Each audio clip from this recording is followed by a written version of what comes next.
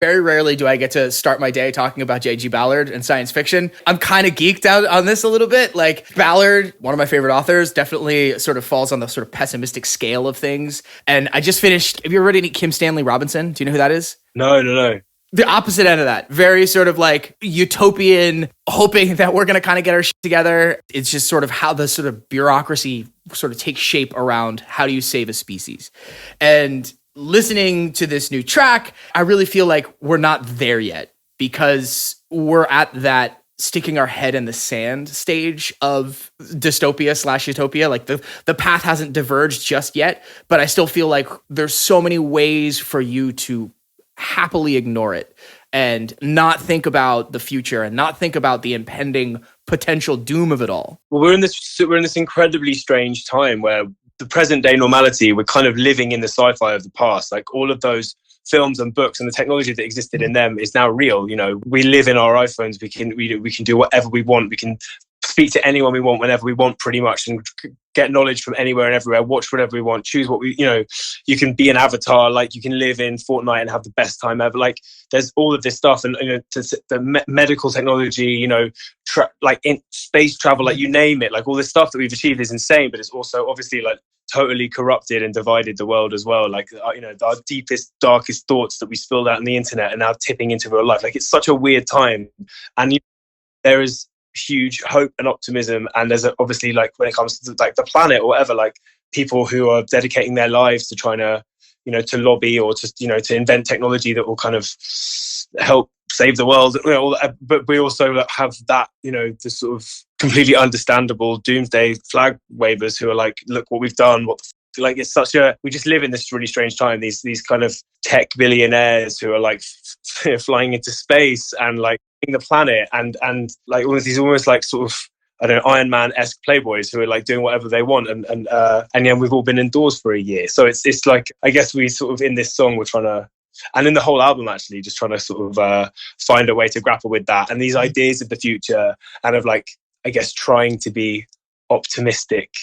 But yeah, it's kind of hard, isn't it? And there's and leaning heavily on science fiction, like as a genre. It's such an interesting genre that kind of allows people to talk about other topics of humanity and things, be kind of quite current in its criticism by sort of projecting onto these unreal environments. Anyway, and it also just is a massive head factor. So much of the sci-fi of the past has become the reality of now, and will continue to do so. Totally. And you combine that, the paranoia of that heightened surveillance state through technology, combine that with this divisiveness in politics where things seem so insurmountable, and you put a human being in there, a single individual in there, and they feel like they have no recourse. So what, of course, are they going to do? They're going to retreat to these digital realities. And in these digital realities, which we've obviously relied on so heavily for the last year and a half for very obvious reasons, there is like, there's this infinite possibility. There's also the ability to invent a new version of yourself. Life is hard. Life can be complicated and it's tricky for a lot of people. So that like the desire to escape and the desire to be someone else or live somewhere else or like, that's completely understandable. And to a degree it's healthy. And then there's also like, then there's a tipping point where it becomes really unhealthy and, where the reality and truth start to kind of like, I don't know, melt away a little bit and things become confused. And that's how we end up in certain places, where we've been recently. But yeah, it's another happy single, another happy day in the life.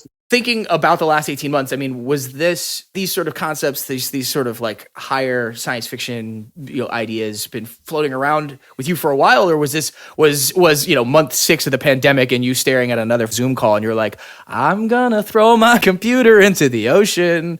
Like, where did it start? Yeah, good question. I guess we sort of just before the pandemic started, we kind of begun what we thought would be our 4th album, and in and amongst other things I was sort of lucky enough to be able to, as a distraction, just make loads and loads of music. And what we thought the album was, turned into something else, and then it turned into this. And I think once I kind of embraced the sci-fi leaning songs and took them and made it a body of work, and we then sort of lent hard into it, like sonically, visually, thematically. I went back and I often do, kind of totally rewrote loads of the songs and was like, yeah, if we're going to go there, like there's a song I'm excited for you to hear off the record, given the conversation we've just had, but where I properly like delve into all the things we just said. And yeah, I don't know, I think it was kind of liberating.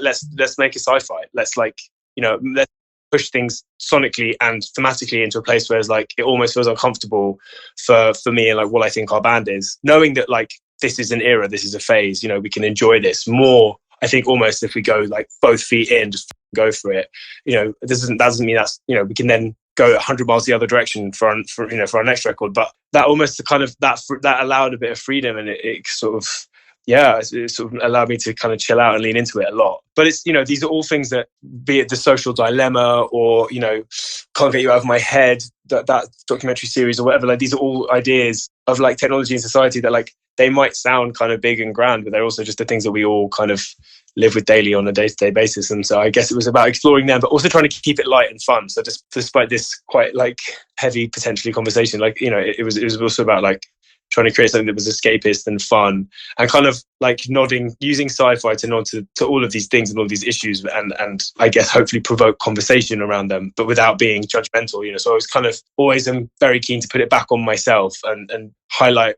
my shortcomings and my hypocrisies and all of those things in a way to like not take it too seriously. Because I think it's this like, I think there's the sort of thing I love about being in our band is that we can have songs about the aftermath of a volcano, or we can have, you know, songs about, you know, losing your sense of identity via like the digital version of yourself, but hopefully wrap it up in something that makes you happy or like distracted a little bit. Yeah. And that was the thing with this record. I wanted to like have no down tempo songs on the album, like none.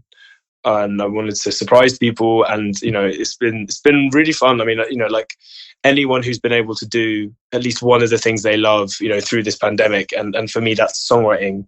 I feel incredibly privileged to have been able to have that as a lifeline and as a distraction, and you know, it's been, obviously I'm super excited about this album. I'm really proud of it, and I'm really excited for people to hear it and go through that kind of journey of the whole thing. But it's been like a lifesaver for me this year. You leaning into the sonics of science fiction. I mean, as soon as the song opens, all I'm hearing is like synthwave. All I'm hearing is just these like assaults of synths, and it does feel like this very like opening credits of Blade Runner. If the fact that you're gonna keep the entire project at that breakneck speed, I feel like fans are gonna be in for a real treat. Yeah, I hope so. And we've like properly, you know, put a lot of thought and work into crafting the album as a kind of like this. I'm about to sound even more pretentious than I normally do, but like properly, like it's a like sonic journey. Is a real like storyline to it.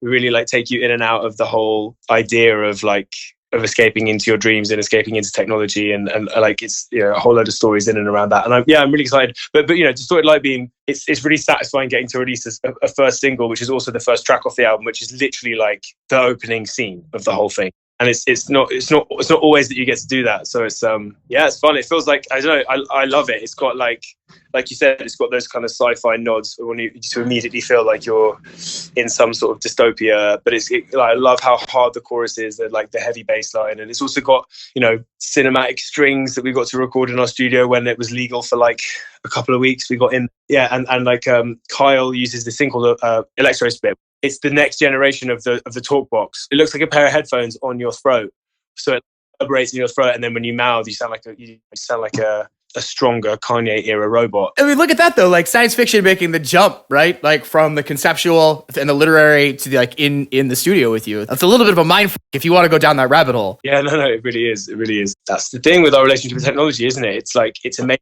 and it's full of opportunities. It's also got this dark side to it too. So I think that's what we're really excited about as well with this whole campaign for the single and the album, is exploring our relationship with technology, music's relationship with technology, and hopefully, you know, things like deepfake and the ability to sort of replicate your voice and all of these different ideas, and just, I guess, having fun with them in a campaign way to, I guess, highlight the weirdness and absurdity of them. Yeah, I mean, if you want to, you really bum yourself out. Yeah, you just pick any Adam Curtis joint off the rip and just watch it and just kind of like sit there and let it wash over you, and you could just scare the shit out of yourself. Really, that's what I mean. Really. Yeah, I mean, like, Can't Get You Out of My Head coming out this year. I think his stuff, like particularly that, like it takes a while to get through, but it's, you know, it's like kind of mind blowing stuff, and obviously hypernormalization, whatever. Like, it's hard to be like light entertainment, but he's amazing. His style is amazing. That kind of his ability to pull music and archive footage and create narratives and make kind of bigger societal points around it and philosophical ones. His work's incredible. So yeah, it's quite fun kind of trying to watch that stuff and finish the record at the same time. It definitely bled into the attitude of a few of the songs. But yeah.